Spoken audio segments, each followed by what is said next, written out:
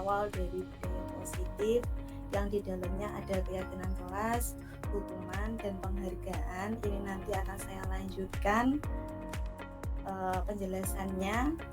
Jadi di sini ada pernyataan mengapa keyakinan kelas bukan peraturan saja. Jadi keyakinan kelas dan peraturan kelas keduanya itu memang penting, tetapi memiliki fokus dan tujuan yang berbeda dalam menciptakan lingkungan belajar yang positif.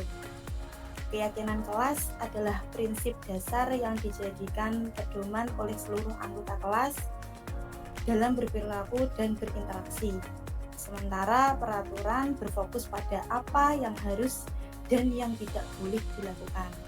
Keyakinan kelas menekankan mengapa tindakan tertentu penting dan berharga, sedangkan peraturan itu hanya bagaimana kalau saya melanggarnya dan apa yang akan saya dapatkan jika saya mengikuti peraturan tersebut, seperti yang sudah dijelaskan Pak Edi tadi.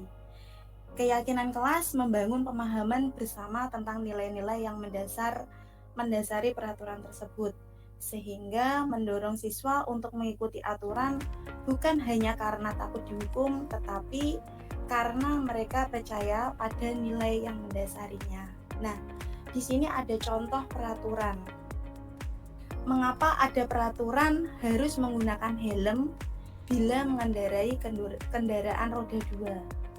Jadi peraturan ini dibuat itu sebenarnya untuk melindungi pengendara dari cedera serius atau kematian jika terjadi kecelakaan. Di balik peraturan ini ada keyakinan bahwa keselamatan diri adalah prioritas utama dan melindungi nyawa adalah tanggung jawab setiap individu masing-masing. Jadi penggunaan helm bukan hanya karena peraturan, tetapi karena ada keyakinan bahwa menjaga keselamatan diri adalah hal yang benar. Jadi keyakinan kenapa kok ada peraturan menggunakan helm itu alasannya adalah keyakinannya yaitu untuk keselamatan diri dan orang lain. Terus ada pernyataan peraturan kedua. Mengapa ada peraturan 3M? Ini dilakukan pas contoh waktu pandemi COVID-19 kemarin. Menggunakan masker, mencuci tangan, dan menjaga jarak 1,5 meter. Sebenarnya peraturan 3M didasarkan pada keyakinan untuk menjaga kesehatan diri sendiri dan orang lain.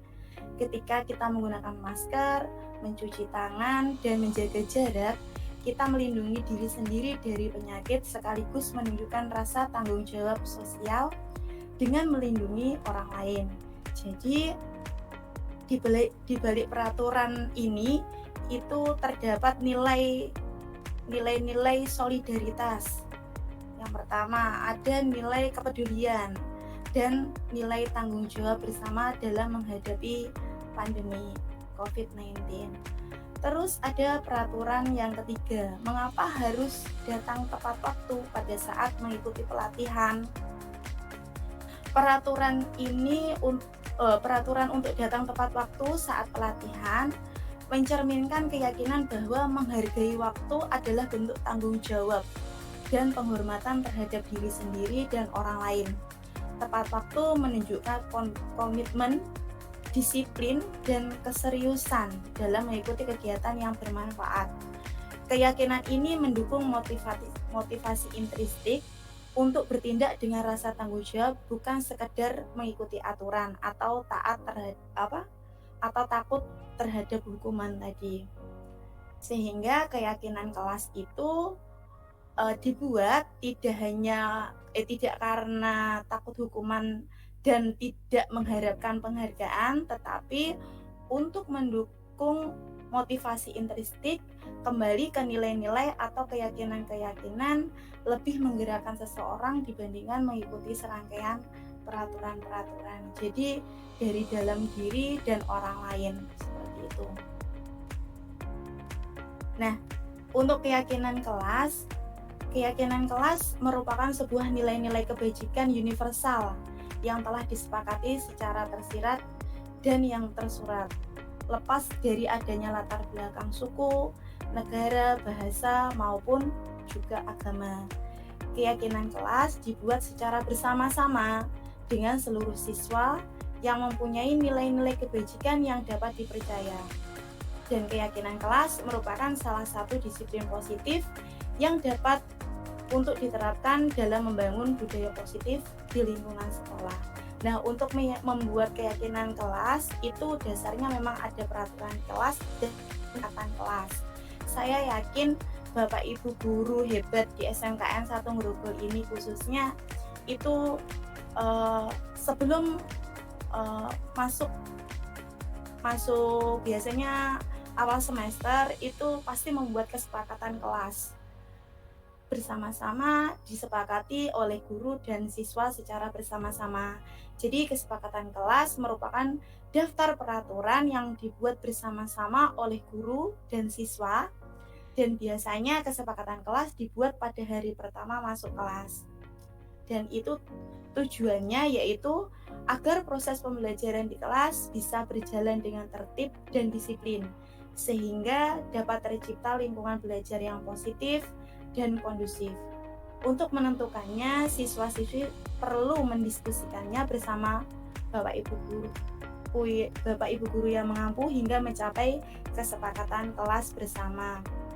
Dan Bapak Ibu guru pasti mempunyai cara bagaimana cara mengumpulkan kesepakatan atau aturan-aturan di kelasnya masing-masing, seperti itu. Nah, di sini contoh keterkaitan dari keyakinan kelas, kesepakatan kelas, dan peraturan kelas. Misalkan keyakinan kelas, kami menghargai semua orang di kelas ini. Kesepakatan kelas yang dibuat, kami akan selalu mendengarkan dengan baik saat orang lain berbicara dan tidak akan mengganggu saat teman atau guru berbicara. Sedangkan peraturan kelasnya, saat guru atau teman berbicara, kita akan mematikan ponsel dan fokus mendengarkan tanpa interupsi. Jadi nanti akan tercipta keyakinan kelas menghargai semua orang di kelas saat ada pembelajaran, seperti itu. Nah, di sini ada contoh beberapa peraturan. Nanti mungkin keyakinan atau nilai kebajikan yang dituju itu apa? Selalu mengembalikan buku di tempatnya. Dilarang mengganggu orang lain. Hadir di sekolah 15 menit sebelum pembelajaran dimulai. Dilarang melakukan kekerasan. Dilarang menggunakan narkoba, bergantian atau menunggu giliran. Gunakan masker, jangan berlari di kelas atau koridor. Mungkin akan saya buka raise hand-nya, Bapak Ibu bisa saling aktif dalam membantu menjawab nilai kebajikan yang dituju dari peraturan kelas ini apa. Setelah tadi saya sudah jabarkan tentang peraturan, nilai kebajikan yang dituju itu apa. Mungkin para Bapak Ibu guru anggota bisa raise hand jika menemukan jawabannya. Selalu kembalikan buku ke tempatnya, itu nilai kebajikan yang dituju oleh kelas itu apa. Monggo, ada yang nggih, Bu Dwi Rahayu. Monggo Bu Dwi Rahayu. Dewi Rahayu. Bu Dewi Rahayu, nggih. Monggo Ibu. Terima kasih. Untuk yang selalu kembalikan buku ke tempatnya, itu nilai kebajikannya berarti kita melatih anak-anak untuk menghargai nilai kerapian. Jadi setelah mereka mengambil buku atau membacanya, dikembalikan ke tempatnya masing-masing. Jadi belajar untuk hidup rapi dan teratur. Oke. Mungkin menjawab lagi atau Bapak Ibu guru yang lain bisa ikut menjawab juga nggak apa-apa, atau Bu Dewi mau nambah lagi, dilarang mengganggu orang lain, nilai kebajikan yang dituju apa Bu?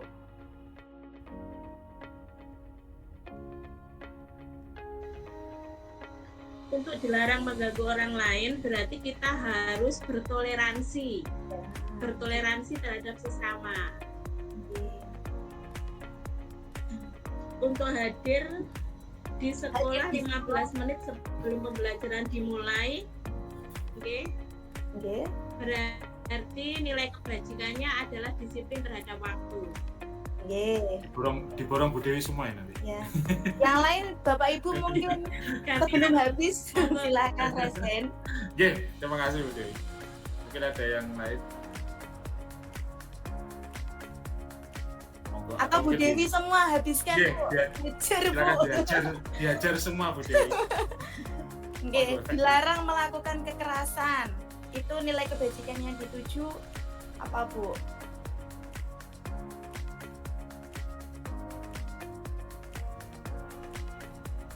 Untuk dilarang melakukan kekerasan berarti kita harus menghargai Menghormati orang lain. kesopanan atau toleransi terhadap sesama. Atau mungkin keselamatan nggih Bu, karena kekerasan mungkin imbasnya lebih ke Sebagai keselamatan terhadap orang lain. Ya. terus Kemudian dilarang menggunakan narkoba.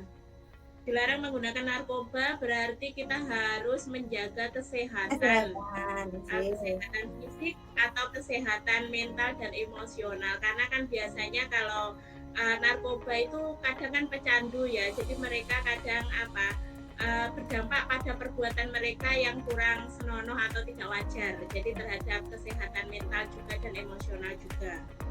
Kemudian bergantian atau menunggu giliran, berarti kita harus belajar bersabar untuk menanti giliran, tidak menyerobot antrian. Disiplin dan bersabar. Kemudian gunakan masker. Nah, kalau masker ini terhadap kesehatan kita, jadi melatih anak-anak untuk menjaga kesehatan. Jangan berlari di kelas atau koridor. Berarti ini nanti kaitannya kalau berlari di kelas itu akan mengganggu temannya, bisa juga itu akan membubarkan konsentrasi temannya ketika mereka sedang belajar, fokus terhadap belajar. Yang mungkin Bapak Ibu yang bisa menambahkan, ya, ketenangan. Pak Heri, monggo Pak Heri. Mungkin saya menambahkan untuk yang dilarang menggunakan narkoba. Menurut saya di sini nilai kebajikan yang dituju adalah bahwa kita harus taat hukum, bahwasanya menggunakan narkoba itu termasuk tindakan yang kriminal atau melanggar hukum. Mungkin itu aja. Terima kasih.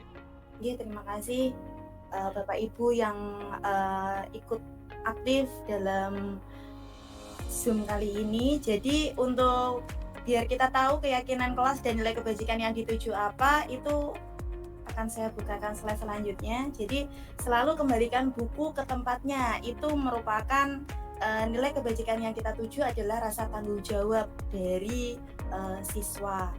Terus dilarang mengganggu orang lain. Itu nilai kebajikan yang dituju, benar sekali tadi seperti pembahasan Bu Dewi, itu menghormati orang lain dan diri sendiri. Hadir di sekolah 15 menit sebelum pembelajaran itu termasuk menghormati orang lain, komitmen pada tujuan. Terus dilarang melakukan kekerasan. Itu keyakinan atau nilai kebajikan yang dituju adalah keselamatan atau menghormati orang lain. Dilarang menggunakan narkoba, ini nilai kebajikan yang dituju adalah kesehatan. Ngapunten, mungkin untuk Pak Heri karena taat aturan, artinya kita kan takut hukuman. Jadi peraturan itu sebenarnya seperti yang saya bilang tadi, itu jangan didasari dari hukuman dan imbalan. Jadi mending ke keyakinan. Jadi kalau kita menaati peraturan itu alasannya adalah dengan kesehatan. Kalau sudah dengan keyakinan kita menaatinya itu tidak akan terpaksa dalam menaati aturan tersebut. Jadi bukan karena aku takut karena dihukum di penjara, saya takut atau mungkin saya takut ditangkap polisi atau mencemarkan nama baik keluarga gitu. Enggak, jadi lebih ke keyakinan kelas. Artinya nanti dalam diri sendiri itu secara tidak sadar itu akan muncul kepatuhan itu tanpa melihat dari atau hukuman atau imbalan yang akan diterima, seperti itu. Terus bergantian atau menunggu giliran, itu termasuk menghormati orang lain dan salah satu kesabaran yang akan kita terapkan. Terus gunakan masker seperti yang saya jelaskan di slide sebelumnya tadi. 3M itu termasuk kesehatan dan keselamatan bagi diri sendiri dan keselamatan bagi orang lain. Jangan berlari di kelas atau koridor, ini juga bisa jadi keselamatan dan keamanan bagi diri sendiri dan orang lain. Seperti itu nih Bapak Ibu. Nah, dihukum oleh penghargaan. Jadi seperti hukuman atau penghargaan yang tadi saya bahas, itu pengaruh jangka pendek dan jangka panjangnya itu ada penghargaan menghukum, penghargaan mengurangi ketepatan, penghargaan tidak efektif, penghargaan merusak hubungan. Ini biasanya dicontohkan misalkan kadang sesekali Bapak Ibu guru dalam mengajar, ayo silahkan menjawab nanti tak kasih nilai A gitu nggih. Nah, artinya anak-anak itu mau menjawab karena dapat penghargaan atau dapat imbalan nanti nilainya A. Sekali 2 kali itu enggak masalah, tapi kalau sering akhirnya kan mereka itu tujuannya jadi untuk mendapatkan penghargaan, bukan untuk biar anaknya itu mampu memahami secara betul, itu enggak, tapi tujuannya bersaing untuk mendapatkan penghargaan. Tidak apa-apa, tidak masalah sesekali, tapi sebaiknya tidak digunakan dalam jangka panjang. Bapak Ibu. Nah, di sini ada pernyataan lagi. Mohon Bapak Ibu bisa kerjasama aktif juga. Kalimat-kalimat ini termasuk hukuman atau konsekuensi. Yang pertama, menyuruh murid mencatat. Saya tidak, misalkan ada murid yang terlambat niki, saya tidak akan terlambat lagi sebanyak 100 kali karena terlambat datang ke sekolah. Itu termasuk hukuman atau konsekuensi. Menyuruh murid lari mengelilingi lapangan basket 2 kali karena terlambat. Nggih. Pak Edi, ya jangan kok kalau resen. Enggak, mungkin apunten Bu Dian, ngapunten sangat. Mungkin dari sini Bapak Ibu guru kan harus memilih hukuman dan atau konsekuensi. Mungkin Bu Dian bisa memberikan gambaran sedikit perbedaan hukuman dan konsekuensi itu apa. Nanti Bapak Ibu guru nanti bisa memilih seperti itu. Terima kasih Bu Dian. Nggih. Untuk hukuman atau konsekuensi itu sebenarnya sama-sama imbas yang akan kita terima. Tapi kalau hukuman biasanya itu spontan Bapak Ibu, atau biasanya lebih ke fisik. Tapi kalau konsekuensi itu adalah kesepakatan yang sebelumnya sudah kita kesepakati. Misalkan kalau kamu nanti, kan tadi sudah buat kesepakatan kelas, kalau kamu nanti terlambat, kamu misalkan berdiri di depan kelas, itu karena sudah konsekuensi Bapak Ibu, jadi sudah kesepakatan kelas. Tapi biasanya kalau hukuman itu spontan. Misalkan Pak Edi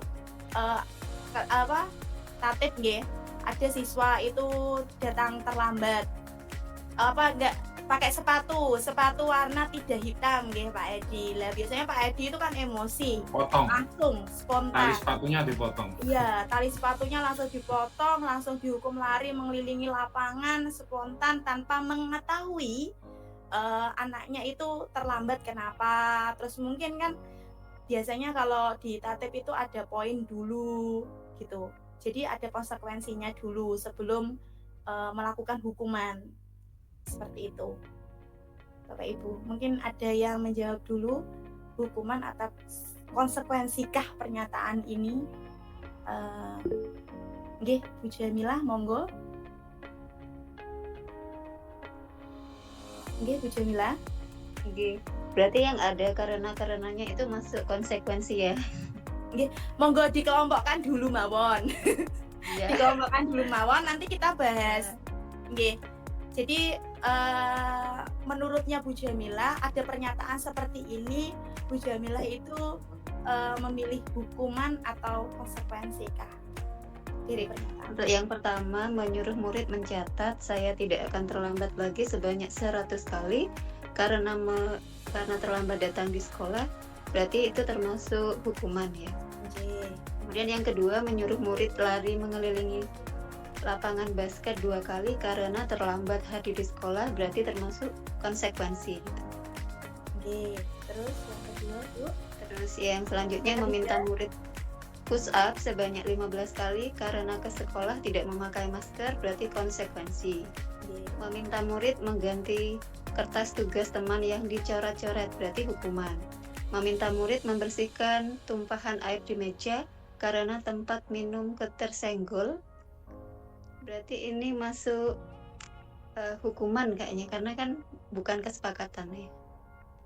Kemudian meminta murid tidak mengenakan sepatu seharian di sekolah karena sepatunya tidak berwarna hitam, berarti konsekuensi ya, karena masuk tatib.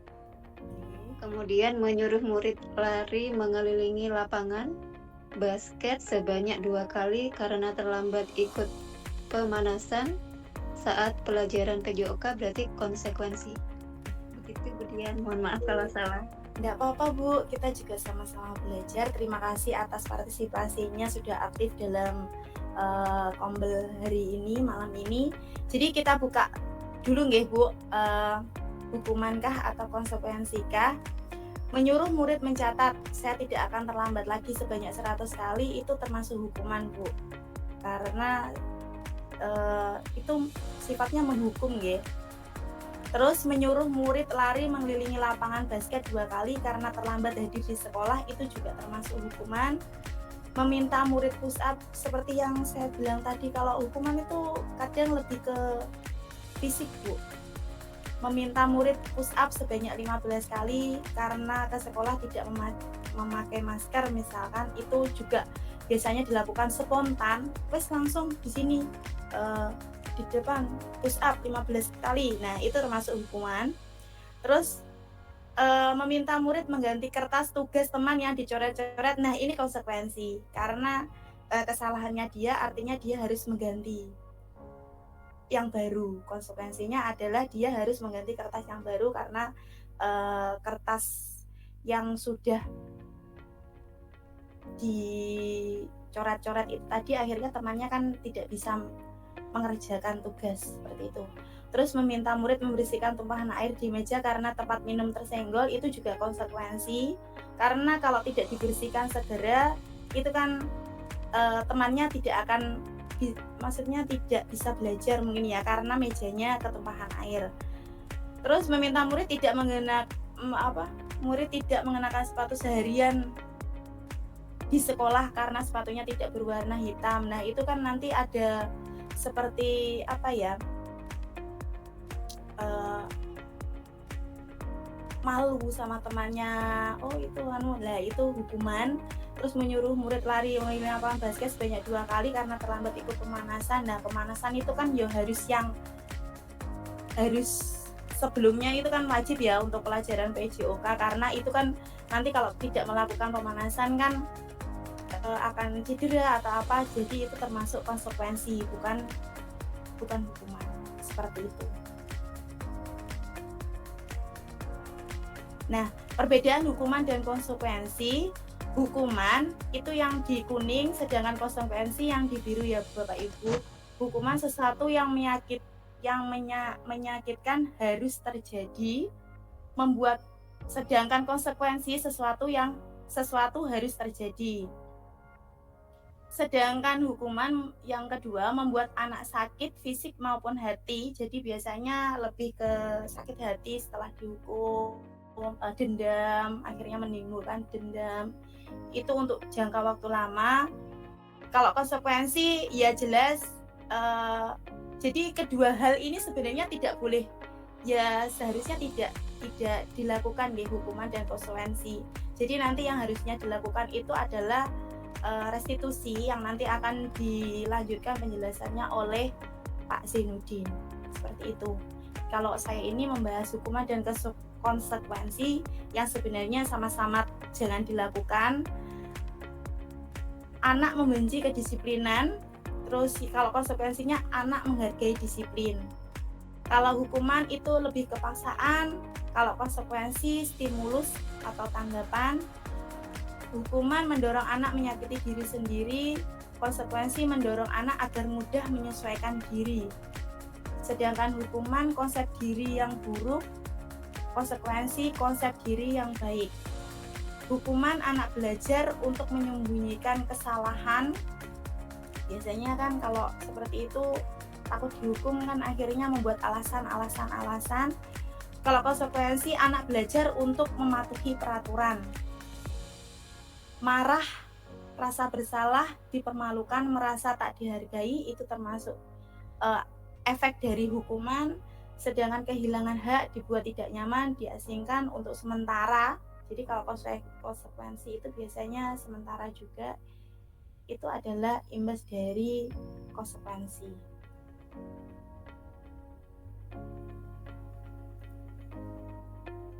Next, jadi kemudian saya akan membahas tentang kebutuhan dasar murid. Kebutuhan dasar murid itu ada belonging, ada power, ada fun, ada survival, ada freedom. Oke. Jadi konsep kebutuhan dasar manusia, belonging itu rasa memiliki, power itu kekuasaan, fun kesenangan, freedom kebebasan, survival itu kelangsungan hidup. Untuk belonging, rasa memiliki, itu kebutuhan ini mengacu pada kebutuhan manusia untuk merasa diterima, dihargai, dan terhubung dengan orang lain. Ini mencakup kebutuhan untuk memiliki hubungan sosial yang positif dan merasa menjadi bagian dari kelompok atau komunitas. Contohnya, hubungan dengan keluarga dan teman, interaksi sosial, partisipasi dalam kelompok atau komunitas, dan mendapatkan dukungan emosional dari orang lain. Sedangkan power atau kekuasaan yaitu kebutuhan akan kekuasaan, melibatkan dorongan untuk memiliki kontrol, pengaruh, dan pengakuan. Ini mencakup keinginan untuk mengendalikan lingkungan sekitar dan memiliki dampak atau pengaruh atas keputusan dan hasilnya. Contohnya, mencapai posisi kepemimpinan, memiliki tanggung jawab dalam pekerjaan, berpengaruh dalam kelompok sosial, dan merasa bahwa tindakan dan keputusan memiliki dampak. Sedangkan kebutuhan dasar manusia yang ketiga yaitu fun, yaitu kebutuhan ini terkait dengan pencarian kesenangan, hiburan, dan pengalaman positif. Manusia memiliki dorongan untuk mengalami kegembiraan, kenikmatan, dan aktivitas yang menyenangkan.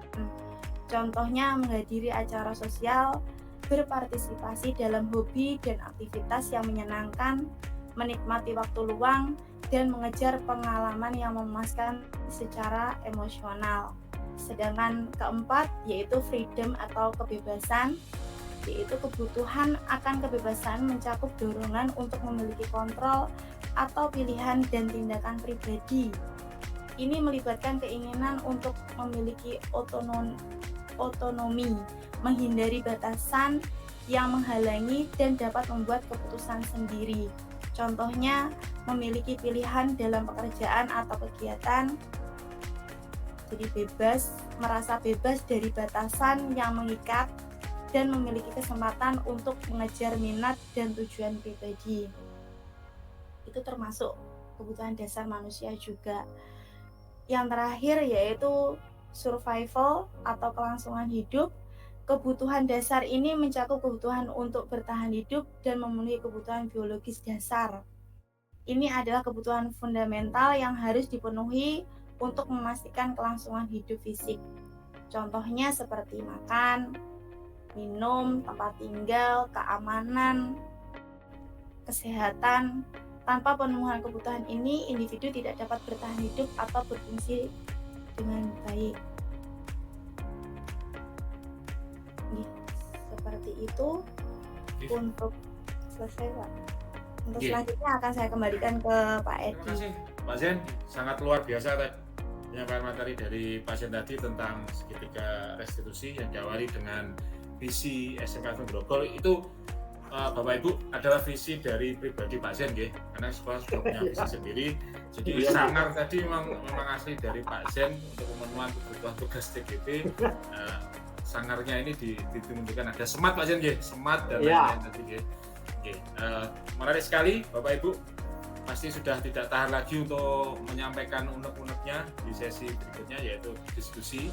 Di sini ada senior kita Pak Fairul Sikit angkatan 10 yang sudah resen duluan. Kita buka saja ya, monggo Budian mungkin sambil di notulen pertanyaan. Jangan Pak.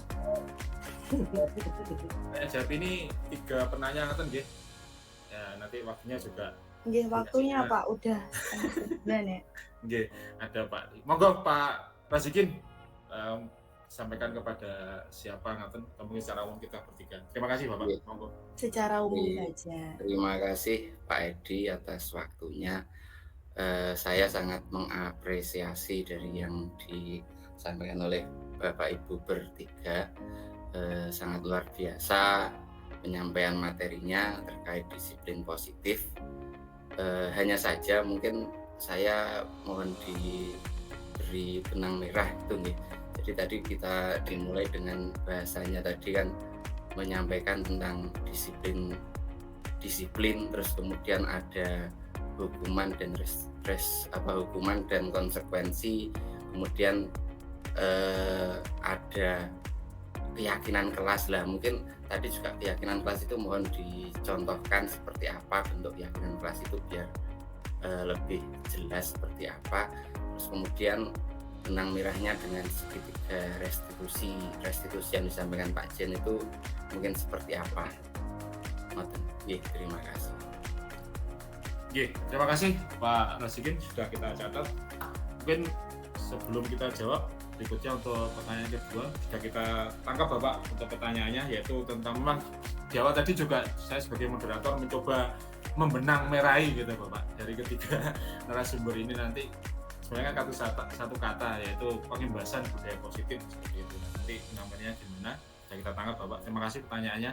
Untuk pertanyaan kedua, monggo di sini ada Pak Rizky. Sebenarnya tadi resen dari tadi tangannya sampun resen aja, capek nanti saya kasihan. Monggo Pak Rizky. Kok ujungnya gak dicepot-cepot Pak Edi kayak tisu. Anu Bu, niku jimat Bu niku. Mudeng mukai. Insya Allah mudeng kan mudeng. Monggo Pak Rizky, kami persilakan. Terima kasih waktunya Pak Edi. Assalamualaikum warahmatullahi wabarakatuh.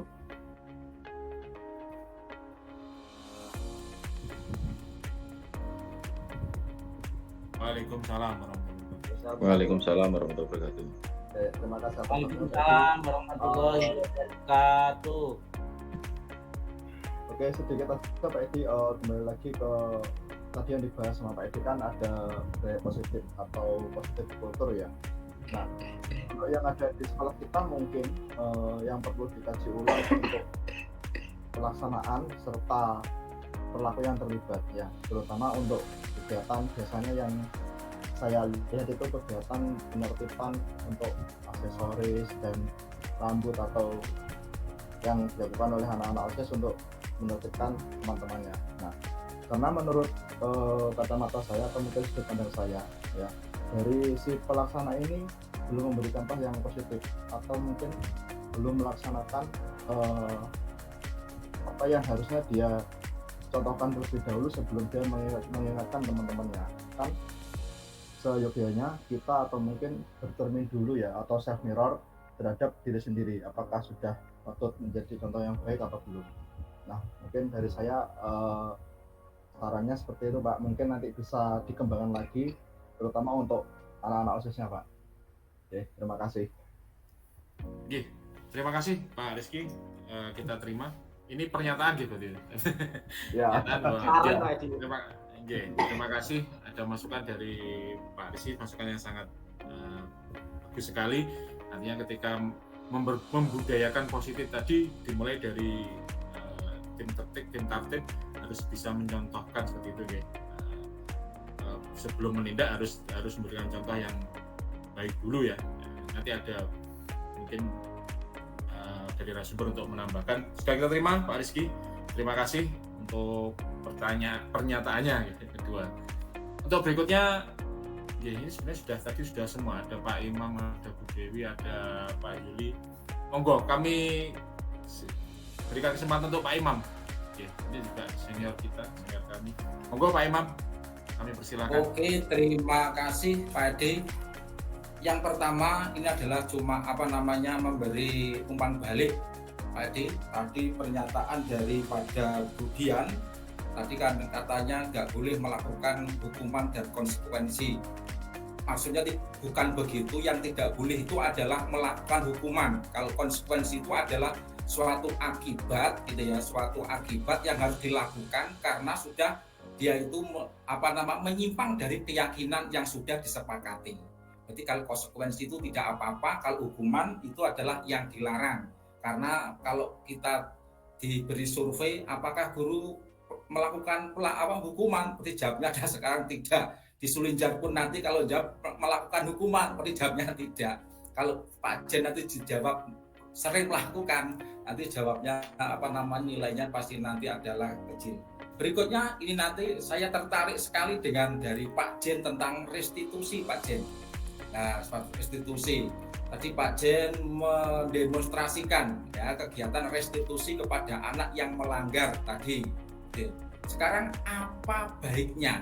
Apa manfaatnya kalau seperti tindakan Pak Jen tadi melakukan kegiatan restitusi kepada anak yang melanggar? Tadi melanggar pasti melanggar keyakinan kelas. Kemudian berikutnya, kalau saya menjadi Pak Jen, ini saya menjadi Pak Jen, seperti tadi Pak Jen kan luar biasa, sabar, mengungkapkan dengan bahasa yang indah, sehingga anak tadi dengan satu kalimat langsung dia itu takluk. Nah, kiat-kiat apa supaya nanti kalau saya menjadi Pak Jen menghadapi anak yang melanggar atau bukan melanggar lah, yang menyimpang dari keyakinan yang telah dibuat, supaya nanti saya tuh bisa menyampaikan seperti tadi Pak Jen. Jadi dengan satu kata sakti, dua kata sakti nanti dia langsung takluk, bisa nanti baik gitu. Karena kalau nanti seperti Pak Jen, berarti kalau ada anak satu grogol itu nanti terlambat, wah direstitusi selesai ya toh. Berarti nanti kalau ada 500 anak Pak, nanti melanggar di 500 hari nanti selesai Pak, berarti bagus semua akhlaknya. Kira-kira kiat-kiat apa atau keterampilan apa yang harus dikuasai ya seorang guru SMK 1 Grogol supaya nanti bisa menerapkan restitusi yang seperti Pak Jen terapkan tadi. Terima kasih Pak Jen.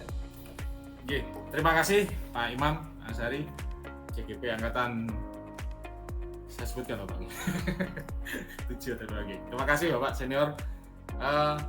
Kita terima 3 pertanyaan dan umpan balik dari 3 Bapak Guru.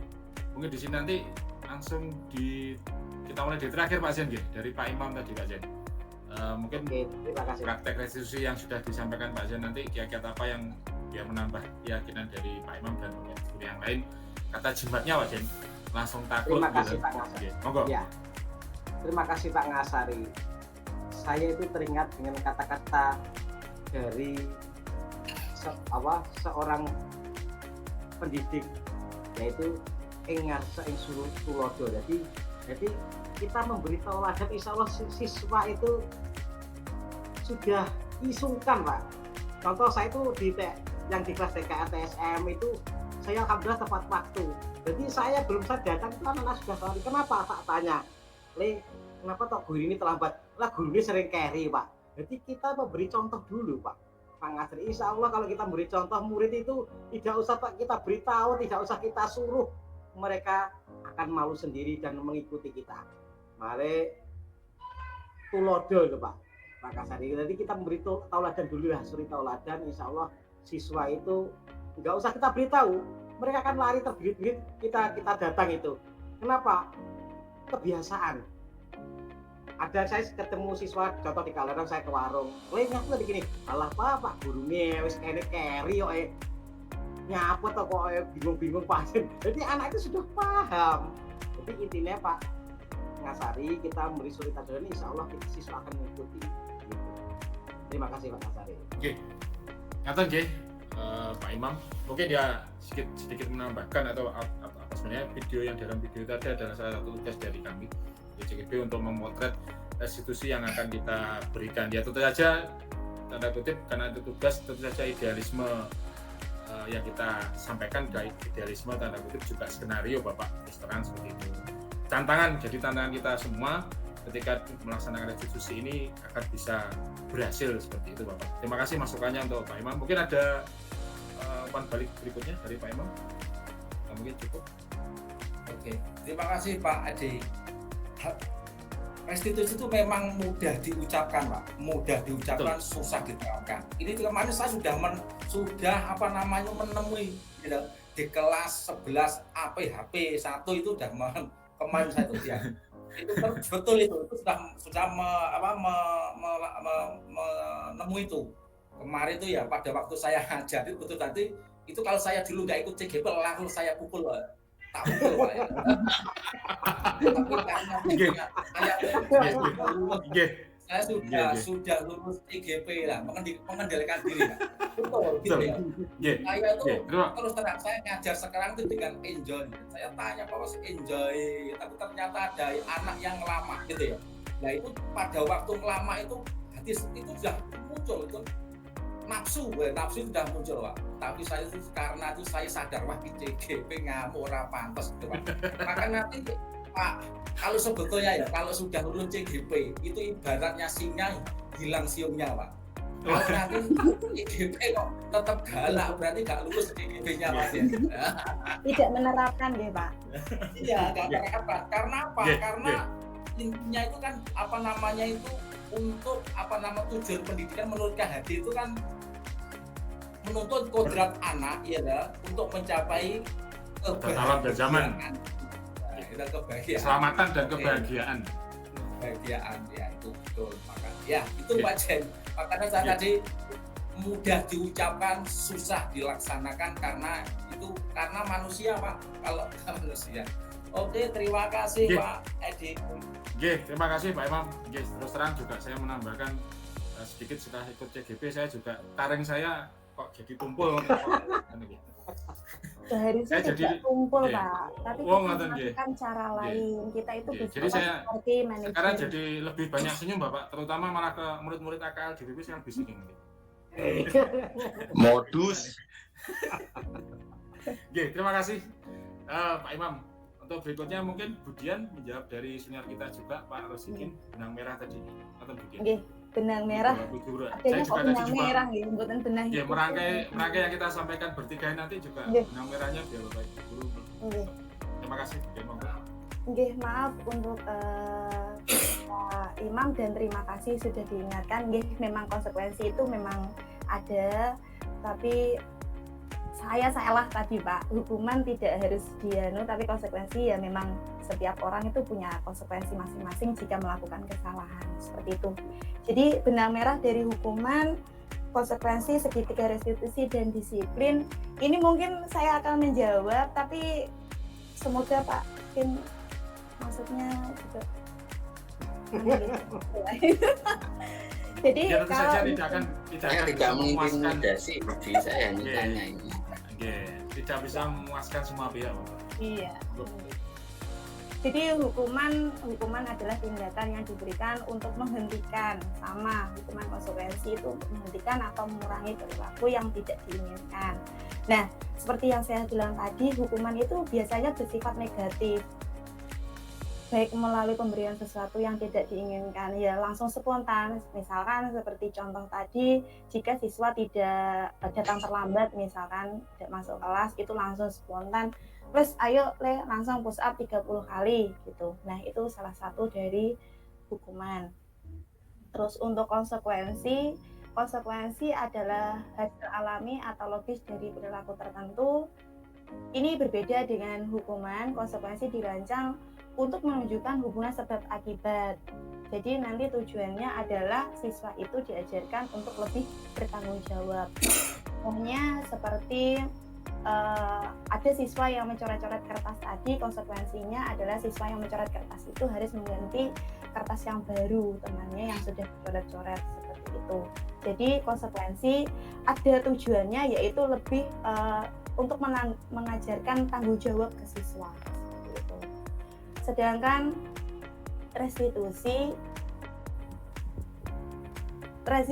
adalah proses di mana seseorang yang melakukan kesalahan atau tindakan yang merugikan orang lain mengambil langkah untuk memperbaiki situasi dan memulihkan hubungan yang rusak.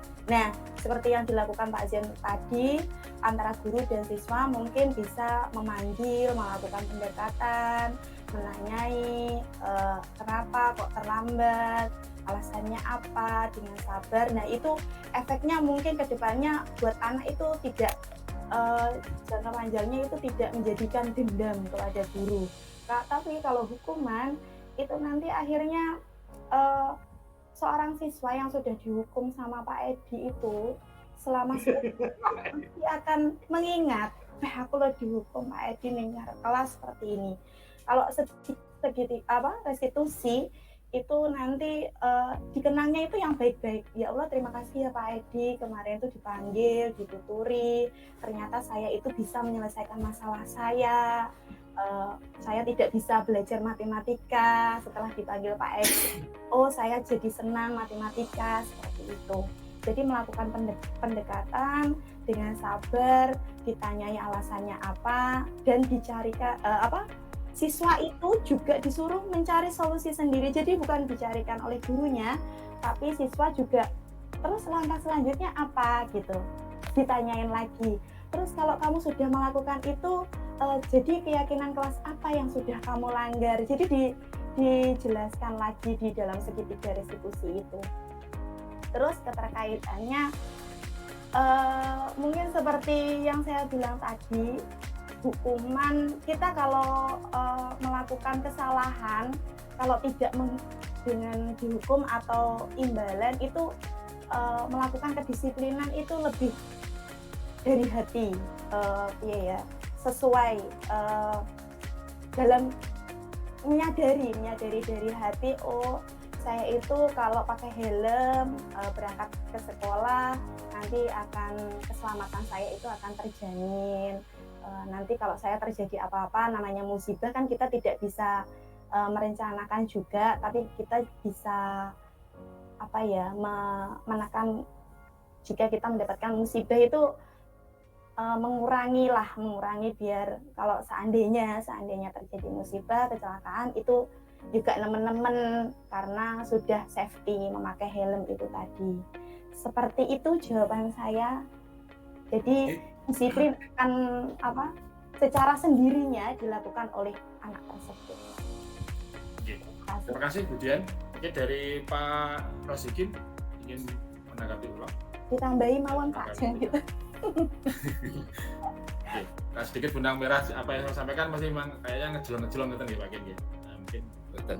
Artinya dari yang disampaikan Bu Dian tadi memang bahwa penumbuhan disiplin positif itu berawal dari motivasi tadi yang dimunculkan intrinsik tadi gitu. Terus kemudian untuk penyelesaian sebuah bahasanya kasus itu dilaksanakan tidak dengan menghukum tapi dengan memunculkan solusi yang itu dari siswanya sendiri gitu. Terus mungkin bisa dicontohkan kan, ini teman-teman kan, saya sendiri kan juga belum terlalu contohkan tentang tadi bolak-balik disebut keyakinan kelas. Nah, itu loh, itu contohnya kok belum disampaikan oleh Pak Jen tadi. Kayak Pak Jen kok belum memunculkan contoh keyakinan kelas seperti apa sih, kok yakin ngono, kira-kira gitu apa gimana Pak Jen? Terima kasih. Terima kasih Pak Jen, monggo. Materinya Bu Dian ini. Oh ya wes. Keyakinan kelas itu tadi, yang itu tadi loh Pak. Semisal contohnya kita itu ada kok Pak di slide sebentar. Masuk gini emang. Sebentar nih Pak. Ya, mungkin sambil menunggu Budian ada kesepakatan, kemudian jadilah Nggih, jadi keyakinan kelas kelas. itu mungkin bisa disampaikan ke Bapak Ibu guru yang lain setelah kumpul. Pak Juli angkat tangan itu loh. Oke, sabar rumian Pak Jul. Sebelumnya Pak Budian. Di sini. Oke. Di sini kalau contoh keterkaitan antara keyakinan kelas, kesepakatan kelas sama peraturan kelas sebenarnya berawal dari peraturan kelas.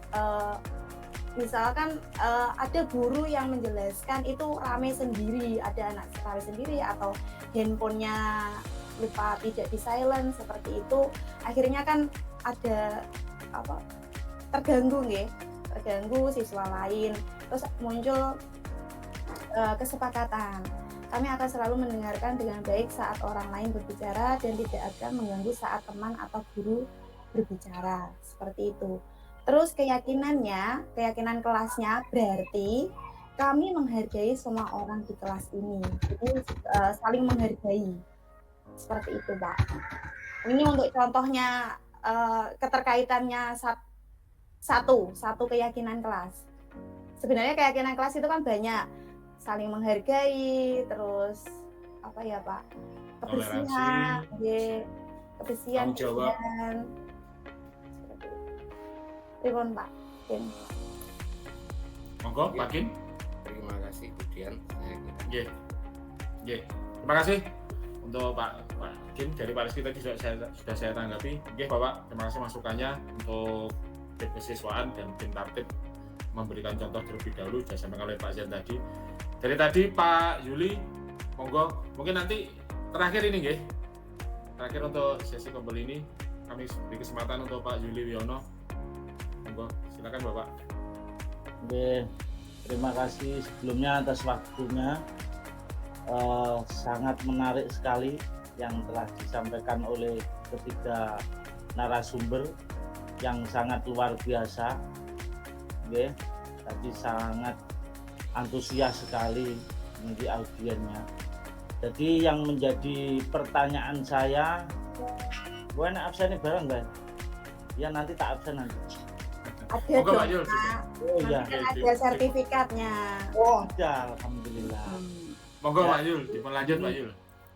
Ketika kita membahas terkait dengan best practice atau budaya positif, praktek baik ini, kita seringkali terjebak di hal-hal yang sifatnya normatif, gitu.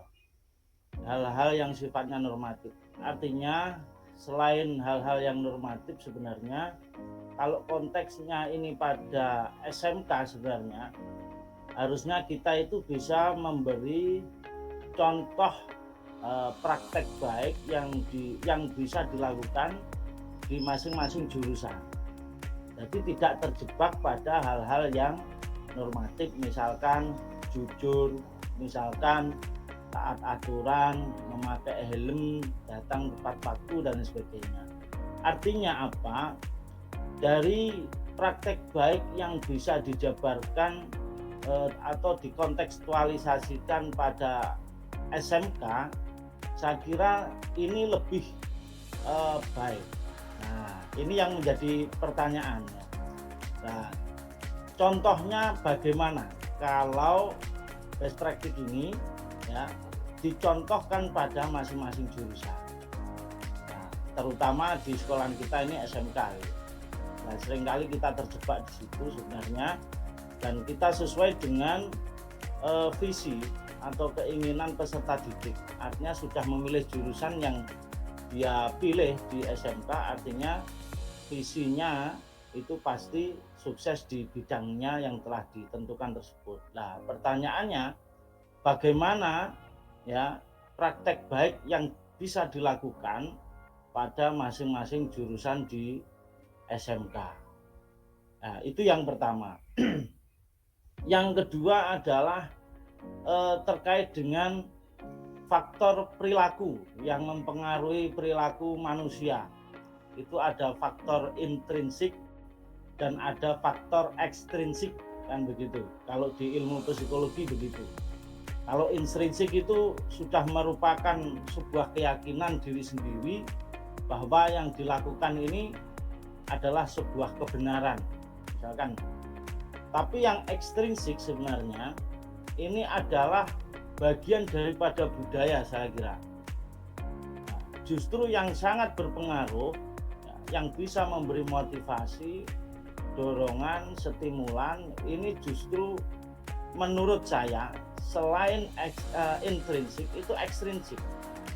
Jadi lingkungan kita, lingkungan yang kreatif, lingkungan yang inovatif, lingkungan yang ramah, lingkungan yang cinta damai, saling menghargai, menghormatilah. Inilah yang saya namakan ekstrinsik. Ini berkaitan dengan hukuman dan konsekuensi. Nonton ya. Dan saya kira sah-sah saja hukuman itu diberlakukan. Karena negara ini membuat aturan dan membuat sanksi, itu negara. Dan itu yang akan dijumpai anak-anak nanti di dunia nyata. Begitu. Dan hasil dari hukuman tersebut, ya kita adalah produk-produk kurikulum yang dulunya sering dihukum. Ya jadinya kita. Nah, kalau yang konsekuensi artinya kita tidak boleh menghukum, ya, kita tidak boleh menghukum, itu outputnya, gitu, itu belum jelas, gitu, akan menjadi seperti apa, gitu. Lawang kita ini yang sering dihukum aja seperti ini ya, apalagi yang tidak pernah dihukum. Terima kasih para narasumber. Demikian, monggo saya serahkan kembali ke moderator. Oke, terima kasih Pak Juli untuk masukannya yang sangat beragam sekali, sangat bagus sekali. Tentang catat di sini ada bagaimana wujud budaya positif di lingkungan jurusan, gitu Pak. Jurusan masing-masing seperti itu. Kemudian yang kedua tentang hukuman dan konsekuensi yang mungkin kalau saya keliru mohon dikoreksi, Pak Yuli mengangkat kesimpulan atau pendapat pribadi bahwa hukuman nggak apa-apa, gitu. Nah, hukuman tetap dilaksanakan nggak apa-apa. Nah, mungkin produk-produk kita hari ini adalah wujud dari hukuman-hukuman itu. Gitu. Kalau mungkin saya sedikit menjawab, monggo Pak Yul dari guru penggerak angkatan berikutnya, biar kita sama-sama belajar. Hukuman itu perlu atau tidak, restitusi itu apakah juga lebih mantap daripada hukuman seperti itu. Nah, okay, untuk menjawab dari Pak Zuli sekaligus mungkin nanti refleksi Ibu Dian, Dian selaku orang jurusan TKJ mungkin bisa di sepil sedikit ya, tentang budaya positif di TKJ ini. Misalkan ngapunten setiap habis praktek merapikan kembali kabel-kabel yang berserakan atau mungkin seperti itu, sedikit ya kontennya seperti itu bisa dijelaskan. Monggo Bu Dian. Mengembalikan kabel tadi. Memang di lab itu ada Pak aturan-aturan yang sudah dibuat, tata tertib yang ada di lab itu apa, setelah kita praktikum itu harusnya bagaimana, di saat praktikum harusnya bagaimana, dan sebelum praktikum itu juga harusnya bagaimana. Tapi memang kembali lagi memang butuh kerjasama, konsekuensi, istiqomah dari guru dan siswanya. Jangan hanya sesekali, memang harus selalu diingatkan. Bahkan ya memang ya kadang gurunya diri lali kesusundang boleh, kesusundang ini. Jadi ya memang itu kendala juga, dan saya berharap Bapak Ibu guru semuanya juga tidak lelah dalam selalu mengingatkan siswa-siswanya untuk selalu baik atau mengikuti pembelajaran di kelas itu sesuai dengan apa yang sudah disepakati. Misalkan seperti tadi yang saya bilang, kalau kita sebelum memulai pembelajaran di awal tahun pelajaran itu buat kesepakatan dulu sama siswanya, jadi nanti akan muncul Semoga yang kita harapkan dari guru itu setelah kesepakatan itu akan muncul nilai-nilai keyakinan kelas itu tercapai di kelas tersebut. Jadi budaya positif tercipta di lingkungan positif, hasil dari keyakinan kelas yang dirumuskan oleh peraturan dan kesepakatan kelas. Seperti itu. Terima kasih. Tak tambah Pak Di. Oke, monggo Pak Zen, untuk yang terakhir sekaligus nanti bisa menyinggung sedikit dari statement dari Pak Zuli, Pak Zen, menarik sekali. Hukuman juga perlu, Rek. Saya menambahi ujian sambil Pak Zen, sekaligus nanti mohon untuk ditutup doa untuk acara kumpul pada hari ini oleh Pak Zen. Monggo. Gini Pak Juli, mungkin dalam jurusan itu bisa kita beri contoh, kita menempelkan poster K3 kesehatan selamat kerja. Mungkin dalam jurusan bagaimana sih biar selamat ketika praktek. Jadi terus hasilnya ditempelkan poster di tiap jurusan masing-masing atau bengkel gitu Pak Juli. Bisa seperti itu. Jadi kalau praktek memakai, kalau mau las pakai sarung tangan atau tutup kepala itu bisa juga. Akhirnya Pak biar selamat Pak Juli. Ya. Pak, bagaimana hukuman, apakah restitusi yang bagus Pak Juli? Kita banyak membaca sejarah Pak Juli. Bagaimana Nabi Muhammad itu bagaimana dakwah dengan halusnya. Kita lihat itu Nabi Muhammad itu pakai restitusi Pak Juli, tidak menghukum Pak Juli. Akhirnya banyak umatnya Pak Juli.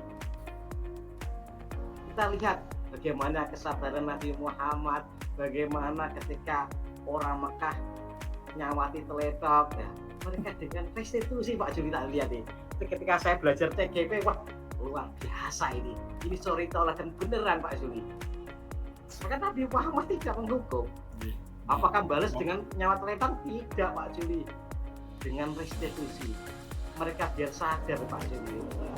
Lama-lama ketika mereka kangen, ternyata yang nyawati teleton sakit. Terus Nabi Muhammad nyambangi Pak Juli. Oh ternyata akhirnya tobat itu. Teman-temannya yang ikut nyawati teleton itu malah gak nyambangi. Tapi Nabi Muhammad nyambangi dia sakit. Itulah restitusi Pak.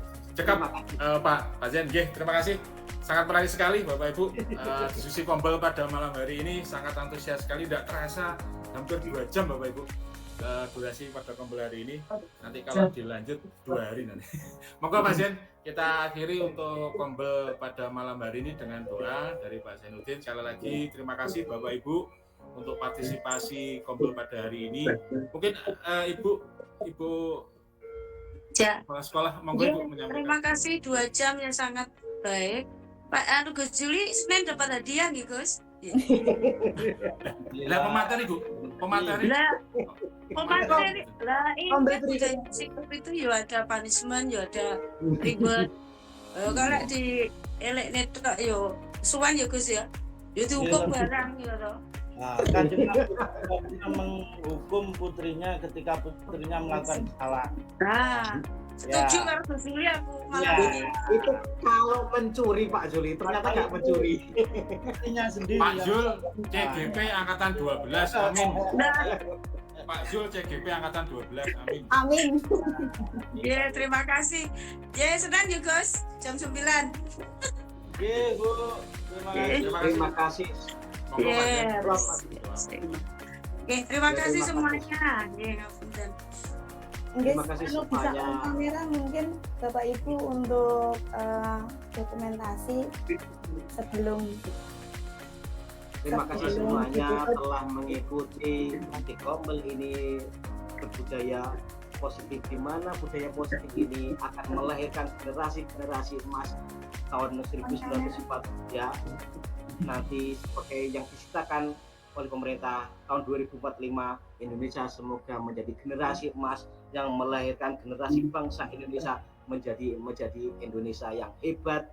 Mari kita sebagai guru manjada wajada bersungguh-sungguh menjadi guru yang hebat. Insya Allah murid-murid kita menjadi murid yang hebat suatu saat nanti. Mari berdoa bersama-sama menurut keyakinan kita masing-masing. Berdoa mulai.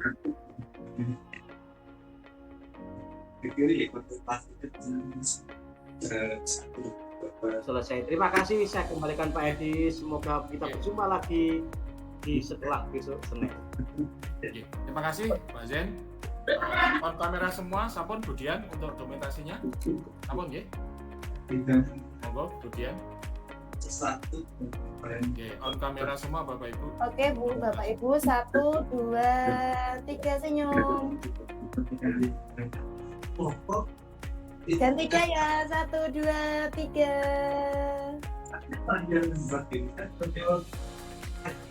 Oke, Terima kasih, sehat selalu Bapak Ibu. Oke, terima kasih Bapak Ibu, Ibu Kepala Sekolah bergabung di komunitas hari ini. Mohon maaf jika ada hal-hal yang kurang berkenan di Bapak Ibu. Oh, jangan lupa absen Bapak Ibu, absen dulu. Oke. Sebelum meninggalkan. Jangan lupa, dan mohon maaf jika ada hal yang kurang berkenan di hati Bapak Ibu. Terima kasih.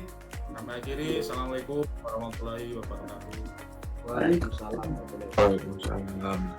Monggo saged lift dari Zoom hari ini. Terima kasih. Semua Razen ini kenapa? Bu Ayu. Tepuk tangan itu. Tepuk tangan. Oh, tepuk tangan. Tak kira Razen angkat tangan. Layar mencet tuh. Terima kasih. Terima kasih Bapak Ibu. Terima kasih Pak Yuli.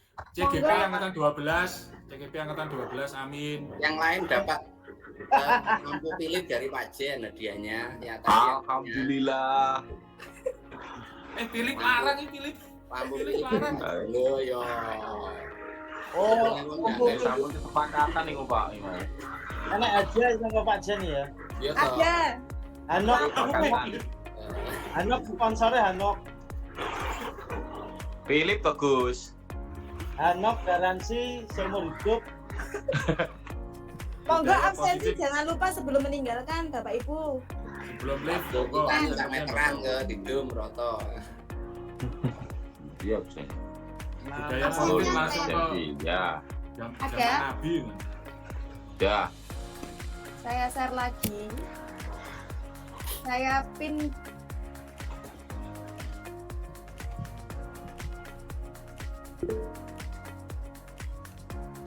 Yang sudah selesai absen, gue boleh lihat. Absennya di chat. Boleh lihat karnaval. Boleh, monggo melanjutkan lihat karnaval. Ponbar. Dereng kalau di Kediri, Pak. Amin tanglet Pak Tio Bayu. Oh iya, di sana ya. Halo, Terima kasih sudah sama jemput. Mas jabutan diri aja. Sekolah. Oke. Mulai. Atau yang belum bisa absen bisa jadi Budian. Iya, siap. Yang kesulitan absen, monggo jabri saya juga bisa.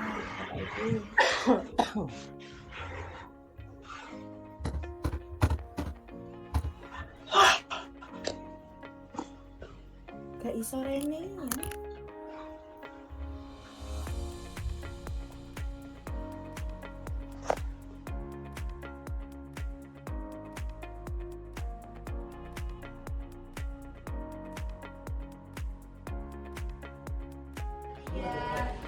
Assalamualaikum warahmatullahi wabarakatuh.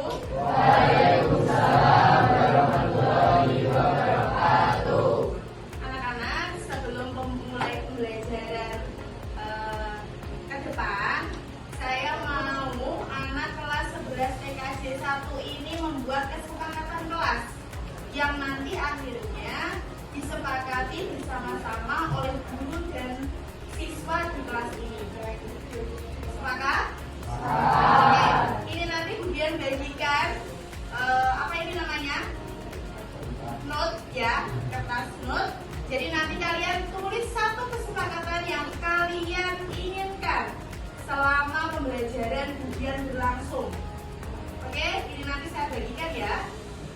Terus ditulis, dibagi satu-satu. Satu-satu.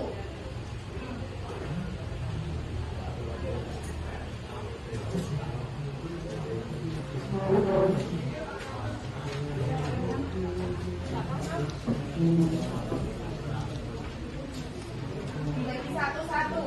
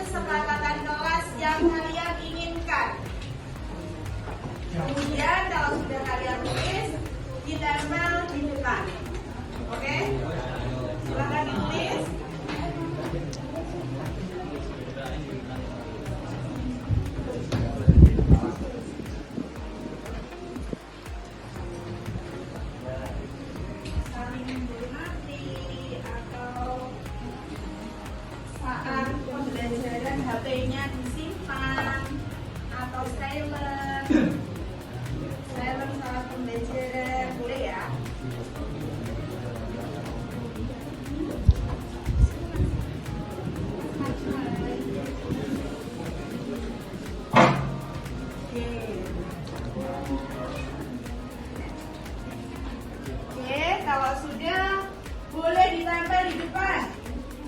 Kesepakatan kelasnya ditempel satu-satu di depan, mulai dari Anissa. Boleh ditempel sini, tengah-tengah sini. Oke.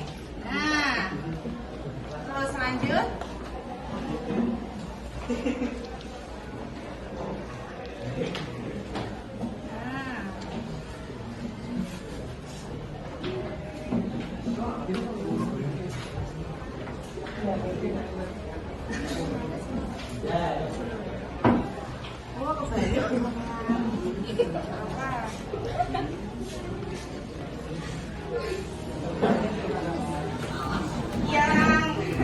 Yang ada lemnya di belakang ya.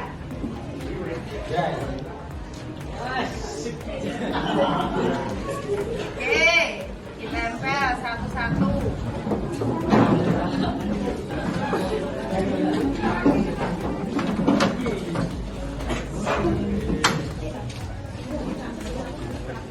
Boleh di sini, di bawahnya sini boleh.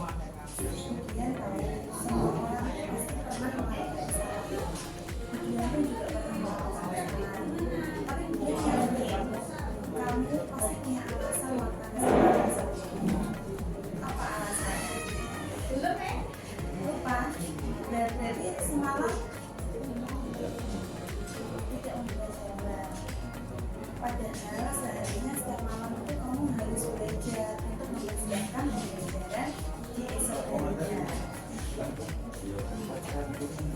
Kalau kamu melakukan kesalahan itu, kira-kira keyakinan kelas apa yang sudah kamu langgar?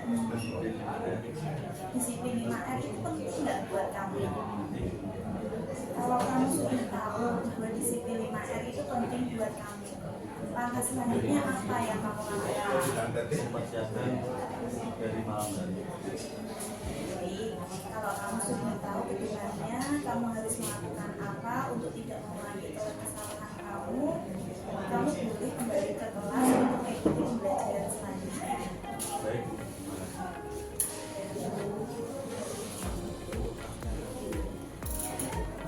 Selamat pagi Mariska.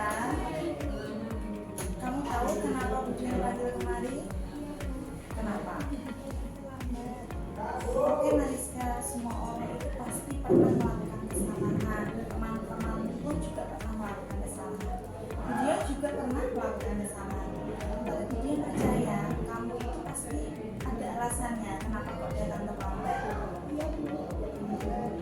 Tiduran, tidurmu berarti larut malam. Jam berapa? Jam 2. Kalau kamu sudah tahu melakukan kesalahan, kira-kira keyakinan kelas apa yang sudah kamu langgar? Kedisiplinan waktu itu penting nggak buat kamu? Kalau kamu sudah tahu kedisiplinan waktu itu penting buat kamu, langkah selanjutnya biar tidak kamu lakukan lagi apa?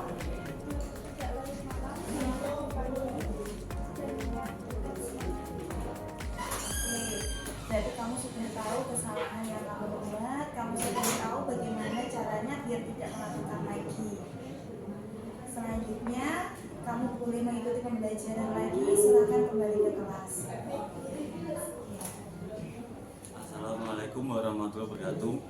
Saya Muhammad Bayaki, saya sangat senang dan bersyukur setelah berdiskusi dengan Bu Dian, saya dapat menyelesaikan masalah pada diri saya.